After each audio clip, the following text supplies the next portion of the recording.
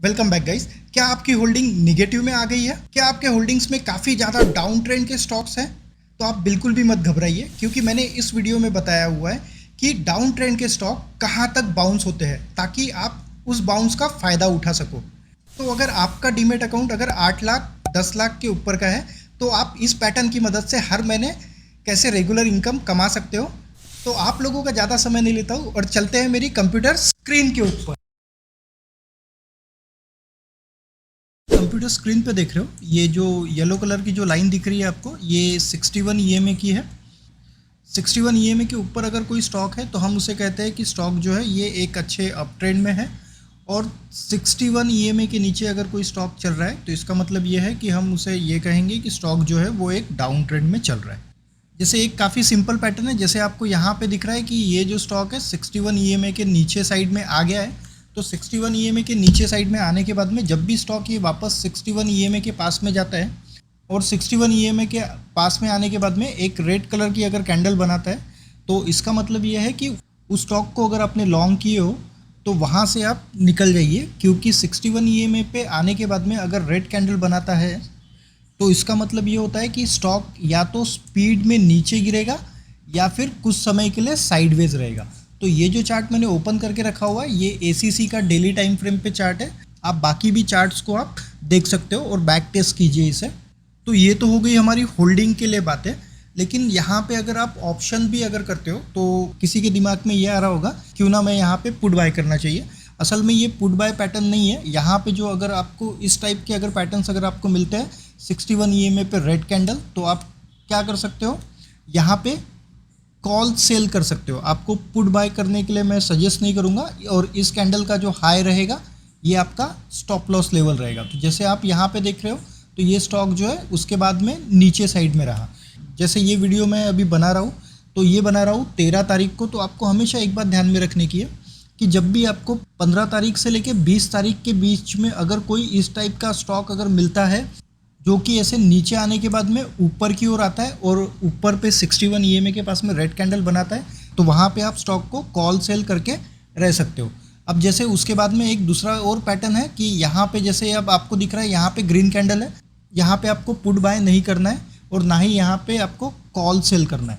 लेकिन जैसे ही ये स्टॉक 61 ईएमए के नीचे जाता है और नीचे जाने के बाद में आपको यहाँ पे दिख रहा है कि ये 61 ईएमए के पास में आ गया है और आने के बाद में एक अच्छा स्पीड में नीचे की ओर गिरा हुआ है, तो आपको पुट बाय नहीं करना है, आपको यहाँ पे कॉल सेल करना है। उसके बाद में आप फिर से एक और पैटर्न देख सकते हो। यहाँ पे आपको ये दिख रहा है कि यहाँ पे एक 61 ईएमए के पास में आ गया स्टॉक और 61 ईएमए के पास में वहाँ पे उसने रेड कैंडल बनाया हुआ है। तो अगर आप यहाँ पे कैंडल्स को भी अगर गिनते हो, अगर आपको अगर ये ट्रेड अगर 15 तारीख के बाद में मिलता है तो 1 2 3 4 5 6 7 8 9 कैंडल्स भी अगर आपके साइड में आ गई तो भी आपको लॉस नहीं होगा, डेफिनेटली इसमें प्रॉफिट ही होगा। बस कंडीशन सिर्फ इतनी रहेगी कि आपको 15 तारीख के बीच में ये स्टॉक ऐसा मिलना चाहिए। नेक्स्ट चार्ट है हमारा एल्केम। तो जैसे आपको यहाँ पे दिख रहा है कि ये येलो लाइन के नीचे आ गया। ये येलो लाइन जो है हमारी ये 61 ईएमए की है, तो इसके नीचे जैसे ही आता है और आपको 61 ईएमए पे जैसे ही ये स्टॉक में जैसे यहाँ पे आपको एक रेड कैंडल दिखती है, तो इस टाइप के अगर कॉम्प्लिकेटेड पैटर्न्स आते हैं, जैसे यहाँ पे आपको एक ग्रीन कैंडल दिख रही है और एक रेड कैंडल दिख रही है, तो यहाँ पे आप ट्रेड मत कीजिए। ये जो पैटर्न दिख रहा है आपको, इस टाइप के पैटर्न्स पे आप ट्रेड कर सकते हो। उसके बाद में फिर से एक और पैटर्न है यहाँ पे 61 ईएमए का। अब यहाँ पे नोट करने वाली बात यह है कि जैसे ये एक रेड कैंडल आपको यहाँ पे दिख रही है, तो मैंने आपको बताया कि रेड कैंडल का हाई जो रहेगा ये आपके लिए स्टॉप लॉस रहेगा। तो अगर ये कैंडल को अगर आप गौर से देखोगे तो यहाँ पे एक ये कैंडल ने इसका हाई ब्रेक कर दिया है। इसका मतलब ये है कि आपका यहाँ पे स्टॉप लॉस ट्रिगर हो गया है। तो अगर स्टॉप लॉस ट्रिगर होते हैं तो वहाँ से निकल जाइए। भले ही स्टॉक उसके बाद में नीचे गिरा हुआ है, लेकिन हमें नहीं पता है कि अगले कुछ दिनों के बाद में सचमुच गिरेगा या नहीं गिरेगा। तो अगर स्टॉप लॉस अगर आपका हिट होता है तो बिल्कुल ही निकल जाना चाहिए। और हमेशा मैंने कहा है कि स्टॉप लॉस हमेशा आपके सिस्टम पे होना चाहिए और ना कि आपके माइंड पे होना चाहिए। उसके बाद में फिर से यहाँ पे अगर आप देखोगे कि 61 ईएमए के नीचे आने के बाद में स्टॉक जो है यहाँ पे आपको एक रेड कैंडल बना दिया हुआ है, तो यहाँ पे भी आप एक कॉल शॉट कर सकते हो। तो हमेशा अपना रिस्क रिवॉर्ड रेशो हमेशा ध्यान में रखिए। तो जैसे कि यहाँ पे आपको दिख रहा है, ये मैंने जो चार्ट ओपन करके रखा है, ये बलरामपुर चीनी का चार्ट ओपन करके रखा है। तो यहाँ पे एक सिंपल तरीका है, जैसे यहाँ पे आपको दिख रहा है कि 61 ईएमए के पास में आया, लेकिन यहाँ पे क्या हो गया है कि ग्रीन कैंडल बनाया हुआ है, तो इसे अवॉइड करेंगे।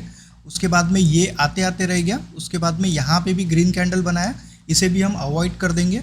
और यहाँ पे भी एक रेड कैंडल बनाया, इसे भी आप अवॉइड कर दीजिए। लेकिन जो आपको ट्रेड लेने का है वो कैसा ट्रेड लेने का है, जैसे यहाँ पे 61 EMA के नीचे चले गया है स्टॉक, और यहाँ पे क्या किया है उसने 61 EMA को टच करने के बाद में रेड कैंडल बनाया हुआ है। तो ऐसा अगर रेड कैंडल बनाया है तो आप अगर होल्डिंग में स्टॉक है तो डेफिनेटली उसको निकाल दो, और यहाँ पे आप कॉल शॉर्ट करके रख सकते हो। कॉल शॉर्ट करने का जो क्राइटेरिया रहेगा हमेशा ध्यान में रखिए, 15 तारीख के आसपास अगर मिलता है आपको तो काफ़ी अच्छा रहेगा, क्योंकि आखिरी के 10 दिनों में टाइम डीके का आपको एडवांटेज भी मिलेगा।